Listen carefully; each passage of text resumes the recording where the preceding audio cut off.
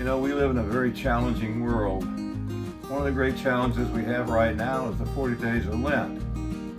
Will we fast? Will we give alms or do good works in preparation for Easter? In the meanwhile, in the world of model railroading, we recently had the Bill's Boxcar Challenge, and we had D.A. Griffin's Go Slow Challenge, and a while back, Country Bunker, I think, had a How Much Smoke in Your Engine Emit Challenge.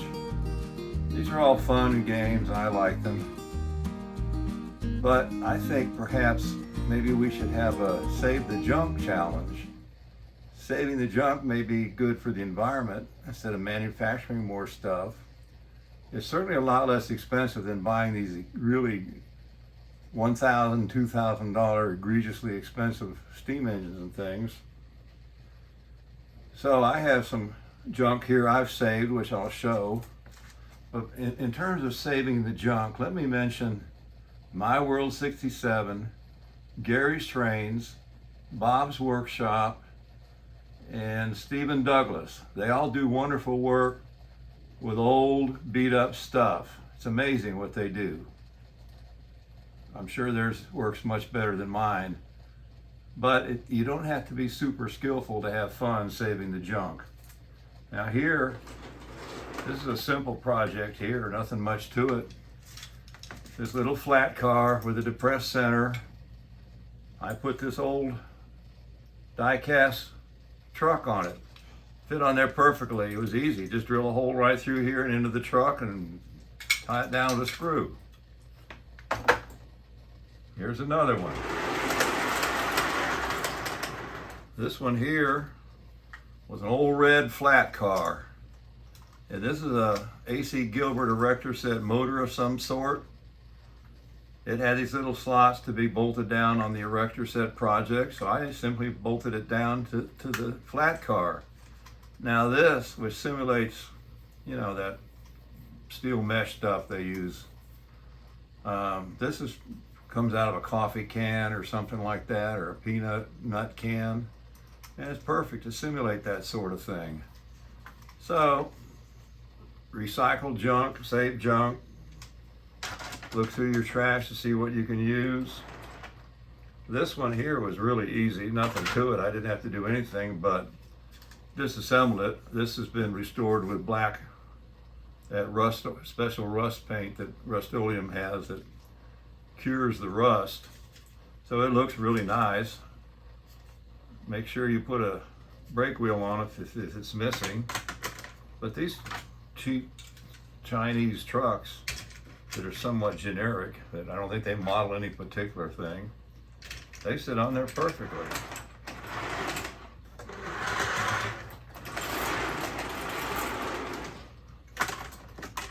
I pay, you know, $4, $5, $6 for these cars.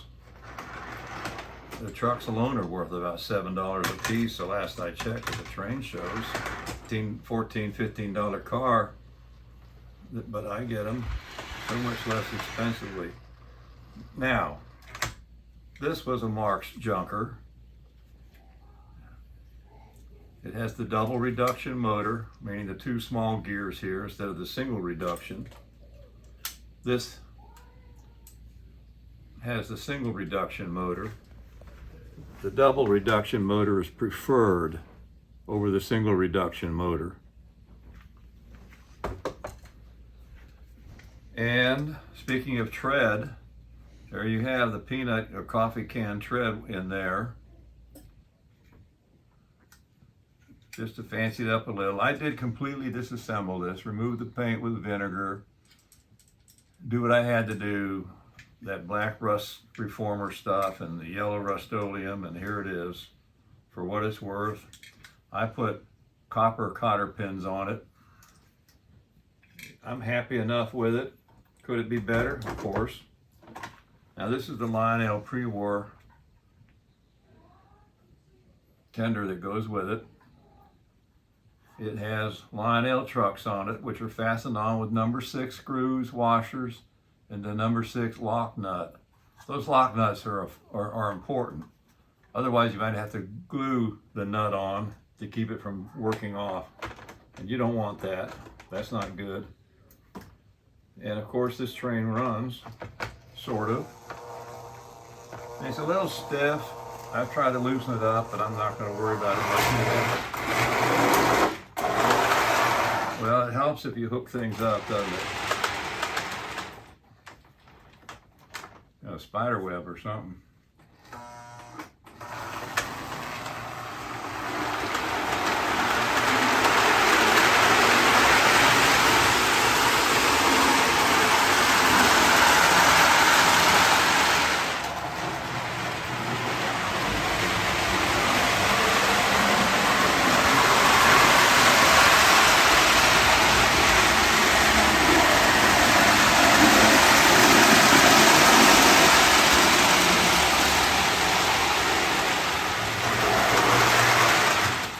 Okay, let's move this one aside.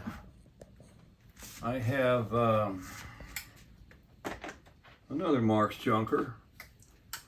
I didn't do a fancy paint job on this. I managed to get a double reduction motor in it. I smoothed down these black simulated marker lights flat and put red marker lights on just to be different. I had to drill out this. It didn't come with a headlight. I had to drill this out. It would help if I had a drill press, which I don't. But once again, rust reformer is what you see on the boiler. I don't put a second coat on, just however many coats of rust reformer I think it takes. It's not likely to ever get rust. There she goes.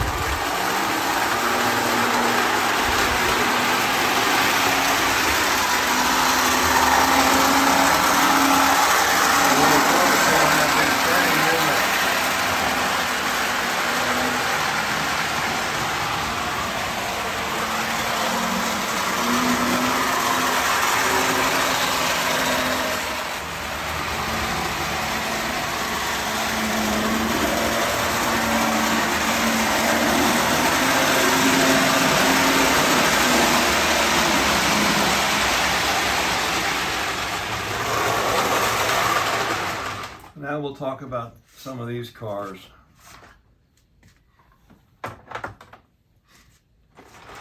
Nothing special about this. I didn't really save it. What I did was just cleaned it up when I got it. Is it perfect? No. The treads here have been mushed down a little bit by a previous owner or child. Right there.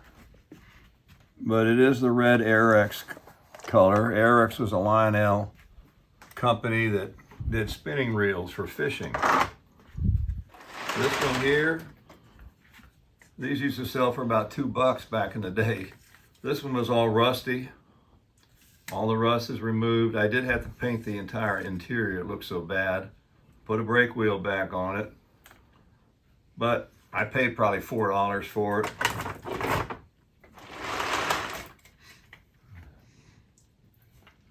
This one, I don't think I did anything to this one, but I only paid about $4 once again. It's a Sunoco. These came with the, I think it was the 2035 improved Scout sets back around 1950. I know because my childhood set was like that.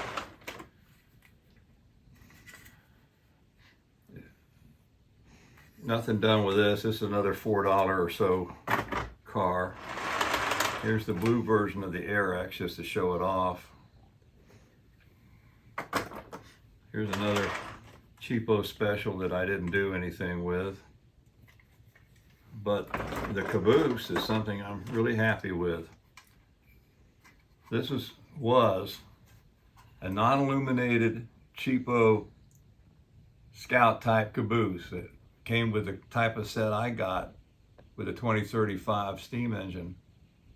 Back in about 1950, 52, somewhere back then. It has these kind of trucks on it, but they were never illuminated and it didn't have a smokestack. Well, now this one is illuminated and it has a smokestack, but it's true to form in that it has the old style trucks.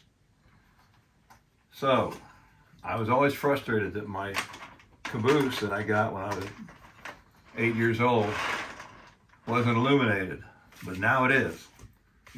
Well, we've been talking about the Lionel set I got when I was 8. My first Lionel set was a 150 with 2 orange passenger cars that my dad got when he was 7, and he gave it to me when I was 7. Now my dad was born in 1914, so you can figure out the age of that locomotive from that. This is I think it was a 2035. When I was young, I painted it and did a terrible job, which a lot of kids did. Since then, I refurbished it. It didn't have handrails, but I put them on. I made sure it had marker lights. I painted the white rims because I like the Gilbert look. Painted the roof a Tuscan color. Painted white rims on the trailing and pilot wheel too. I'm happy with it. I'm glad I've kept it all these years. It came with this type of tender. This is not the original tender, but it has a Scout type side frames on the trucks. These are not Scout trucks because they had the weird couplers. But Lionel got away from that, and I was lucky because I got the improved Scout type set. I call it a Scout set. Maybe technically it isn't. I don't know. I'll let the historians figure that out and worry about it. Now this tender wobbles and it's too light. It needs to have weight added to it. But we're just going to see if it'll pull this little set. Get this out of the way. I got to move something. Here we go.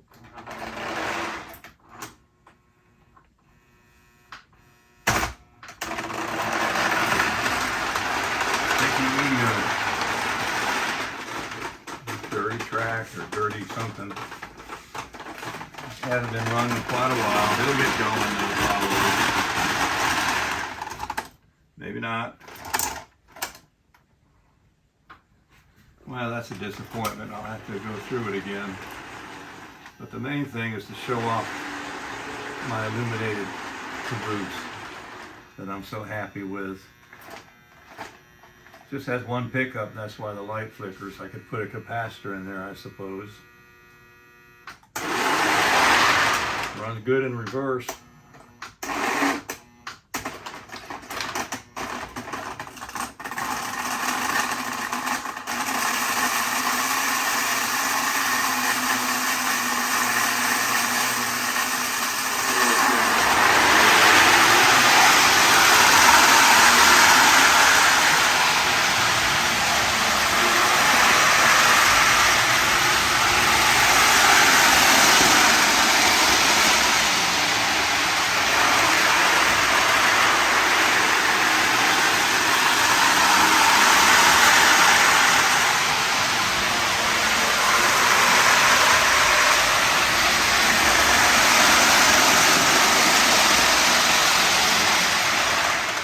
Well, it certainly goes fast. It's a good thing I have 072 curves on the outer loop.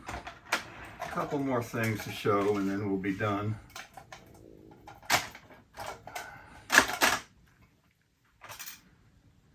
I'll put this one away.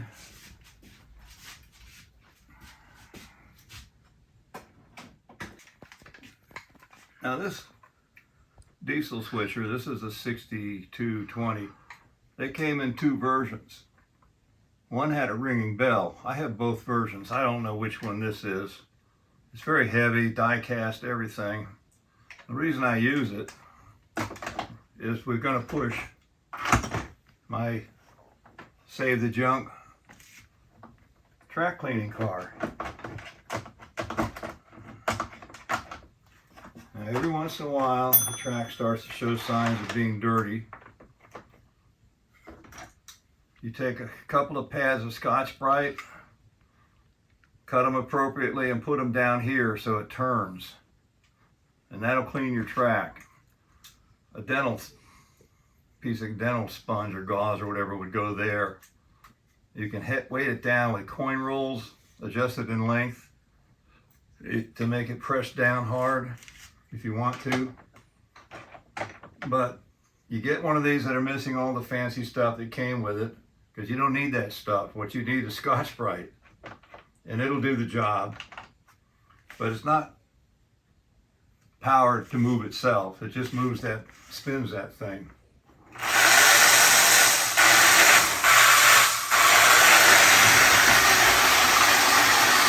a piece of junk that works.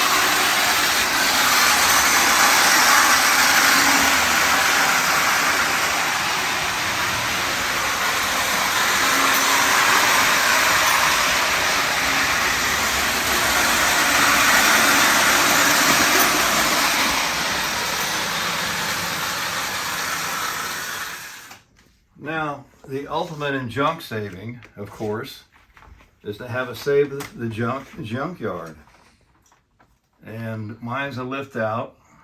I've shown it before on my channel, but not everybody has seen those older videos, so I wish they'd go back and look at them because there's a lot of stuff and tips and whatnots in them. But just look at the neat junk that's here. Really neat junk. This is an old plastic steamrollers, missing the man, but you don't want the man in the junkyard. I have a junkyard guy there, and somewhere underneath all this junk is a junkyard dog. He's kind of gotten buried. Here's a junk airplane. You find this stuff at train shows or garage sales. All right, it's missing a bunch of stuff. I could use that as a flat car load. I could even make a wing if I wanted to. These old busted up toy cars and missing wheels and things. Now this is the box that Clankety Man hides in when he wants to hide. He's not there today.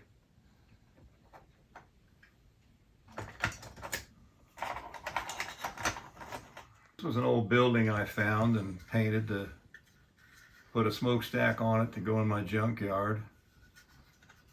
And this little bitty Tootsie Toy trailer here, I found that metal detecting, which is another one of my hobbies. Or if I didn't, my son did, and it came out of the ground just looking like that. And it's full of little bits and pieces of junk. Oh yeah, here's the junkyard dog. He had fallen over. These fences are from a Marx playset. I had to cut this one to make the simulated gate, and I painted them, of course, and they simulate barbed wire. And I can move this junkyard out of the way whenever I want to. So I guess that's the ultimate in the junk saving challenge, is to build a junkyard out of your junk. It adds a nice scene to your layout too. All right, I got a couple more things to show. Turn it off. Yeah. A friend of mine named Doug took these little inexpensive Lionel flat cars. I think it was probably a C&O or something. You pay about $2 a piece for them at a train show. And it's a Navy display, which he used with his Argo aircraft carrier at the train show. Now I have a video up, a couple of them, about those Argo aircraft carriers. And you can see his in action because he motorized the elevator. Mine has a hand crank elevator, and it's really neat to see that elevator come up with an aircraft on it. But that's what you can do if you're creative and artistic. This one has big propellers on it. This one, of course, has the airplane on it. Right there, with the wings folded in a cradle. It's got a bent tips on the propeller, so it's probably a salvage job, you can assume. And the third one looks like it's carrying some kind of machinery or equipment they might need on the aircraft carrier. It's just an impressionistic kind of a thing, but I like it a lot. Now here's a plastic Marx locomotive. It has the double reduction gears. It was all messed up. You see, this is the Marx step that came with it. It's a 1666. This is a step I made out of plastic. Does it match the other one? No. Do I care? No. I had fun doing it. And I painted it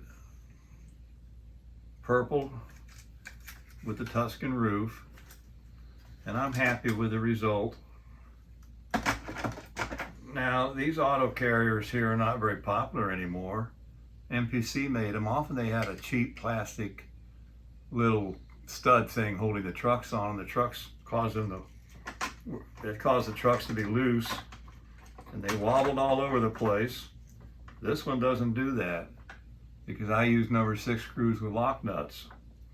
Now these cars are oversized for HO, undersized for Lionel, close maybe for S, I don't know, but these matchbox cars and what's the other company? At any rate, they're perfect for something like this. My wife picked these out from a pile. Looks like she leaned towards red when she did this, but I like this a lot. I'd like to have a string of these, but this is the only one I've done so far. Now, there's a problem with these things. And the problem is that it has this little retainer clip at the end, which is often missing. If you have a 3D printer, you could probably make your own out of one.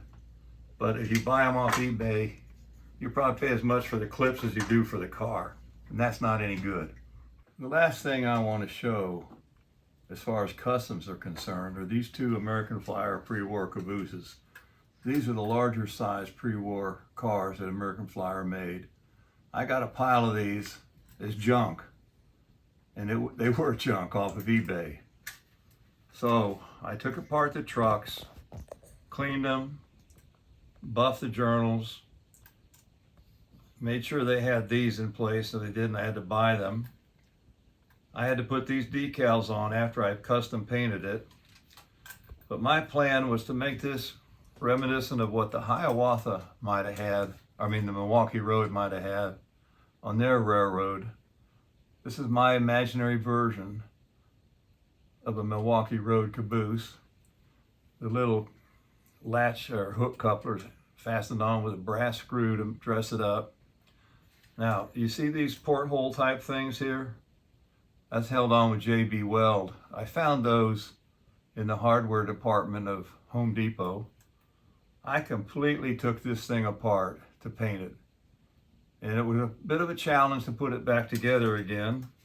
And of course, I illuminated it. This is a Lionel truck right here, or a pickup thing here with the light inside. So it's lit. I should have put glazing in it, but I don't really want to take it apart again. I want to show you a tip. Come close. Whenever you take a tin plate thing apart, don't bend the tabs back down unless you have to. Just put a little kink in them like I do. That way you can take the top off a bunch of times without breaking the tab. You bend that tab flat, next time you open it up, it's probably going to break off. Don't do that. And don't assume you're not going to want to take the top off. As positive you are that you may never want to do that again, something's going to happen, you're going to want to do it. So don't, just do what I suggest. This is the same way. This is a custom. Here's a pickup I somehow managed to get the stick on here. I don't remember how. This one's supposed to be my imaginary version of the Kansas City Railroad.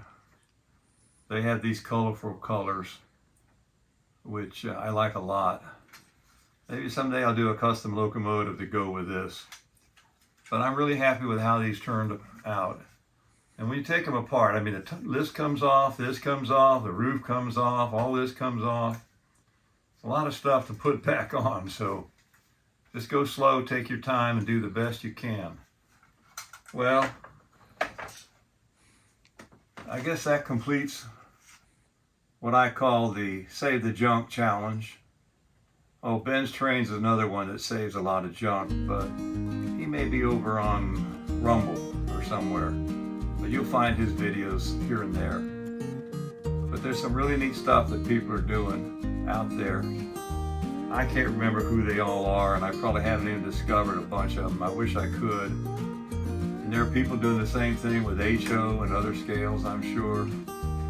I made a good friend among that group, G-Man of My World 67. I guess it's because we're both pretty old. I'm 80. But all I can say is praise the Lord for the model railroad hobby. Hope you all have a good 40 days of Lent. Well, it's shorter now. Wednesday, Thursday, Friday, Saturday. A good 36 days of Lent. Make the most of it.